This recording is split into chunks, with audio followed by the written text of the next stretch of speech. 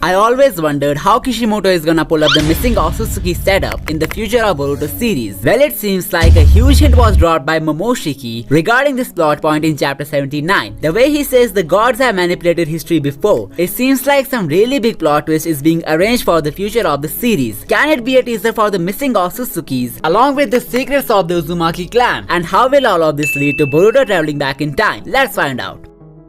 In order to understand the whole picture of Momoshiki's knowledge of the missing Uzumaki and its connection with the other plot points, we must first figure out the deeper meaning behind this statement and how it could have played out in the series. It's pretty much clear that more than a single Uzumaki has attained the god stature. The fact that they manipulated humanity's memories is a subtle proof of their arrival on the planet. The reason I feel like these two broken panels belong to the Uzumaki gods that Momoshiki had referenced is simply because they are destroyed. Let me explain. Keeping in mind the Uzumaki statues and the system of the partner sacrifice, it's very likely that there is some hierarchy system in the Uzumaki clan. Let's take a look at the outfit designs of Ishiki and Kaguya and compare it to Momoshiki and Kinshiki's apparel. The initial duo seems to have a lot of similarity in their outfits, same is the case with the other duo. This means that Uzumaki are only paired with somebody from their own branch. They definitely know of each other since Momoshiki was surprised that the good guys defeated Ishiki back in the Kawaki arc. This proves that Ishiki was superior to Momoshiki in the Uzumaki ladder, which gives us another major clue for the missing Uzumaki mystery. It seems like the placement of these panels is based on the stature hierarchy of the pairs. This means the missing pair of Uzumaki were on the same level as Momoshiki and Kinshiki, while the other duo was superior than all four of them. However, the twist comes after Kaguya betrayed the clan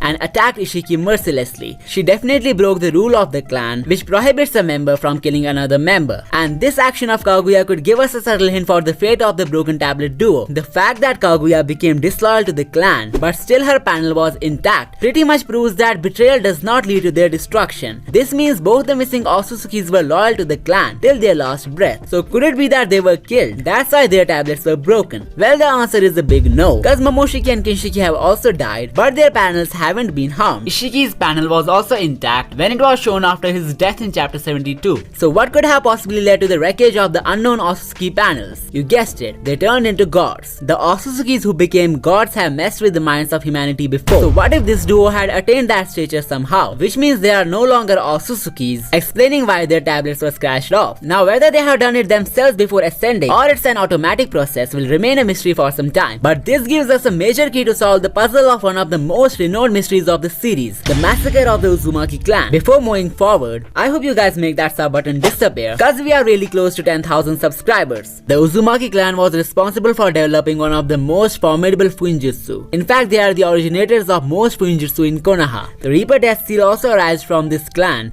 along with the Byakugo seal. But have you ever noticed the similarity between the Kama and the Byakugo seal and how this Grim Reaper looks like an Uzumaki? What if the Uzumakis had stolen the intel from the missing Uzumaki to create these forbidden sealing jutsus? Well, it's later revealed in the story that they were killed by other villagers who were afraid of them. But what if it was actually the missing Uzumaki who massacred the clan? And when they finally attained the god stature, they must have rewritten everyone's memories regarding the fate of the Uzumakis. Pretty crazy, right? But it gets even darker. We know that there were two Uzumaki who became gods. And speaking of the Uzumaki incident, it could be that only one of them was involved in it. The other Uzumaki could have some connection to Hidan and his religion. There was a Joshin theory that became really popular a few months back, but I have came up with a better one, so hear me out. The reason Hidan used to worship Joshin could be because he's one of the missing Uzumaki who evolved into divine beings. While the god of Uzumaki went all out to stop the spread of Uzumaki knowledge, Joshin might have started his own religion in the Valley of Death, where he got popularized among the Shinoikis. He must have even intercoursed with some women of this clan to pass on his Keikai Genkai, and he could have frequent arrivals on Earth to get his validation from his followers. However, upon becoming an Uzumaki god, he could have killed almost the entire Shinoiki clan, followed by manipulating the memories of people regarding them. That's why in the anime, they say the Shinoiki died due to an inner conflict, but in reality it was just an Uzumaki god rewriting history, explaining what Momoshiki actually meant. Somehow Hidan must have found the scrolls and remains of Joshin in the Valley of Death, which explains the origin of his Uzumaki level powers. The omnipotence is a mind-blowing power that has been used on humanity several times till now. The only reason no one was able to catch any shift in their reality is because it's totally impossible for a non-Uzumaki being to figure this out. Now that we know about the influence of missing Uzumaki on humanity, how come would all of this link to Boruto traveling back in time. Well, take a look at this panel from Naruto Shippuden. What if I told you this entity right here is actually Boruto, who has come back in time for a really solid reason? We know that Aida's Clairvoyance ability can catch Boruto no matter how far he decides to go. Kawaki's desire to shed his blood won't go down so easily. When Boruto will be fed up of all this madness in his life, Momoshiki could decide to tell him the only way to escape the all-seeing power, which is to escape time. By going back to a period of time when Aida wasn't even born, would be the perfect way to bypass her godly powers. The reason he is seen in that dimension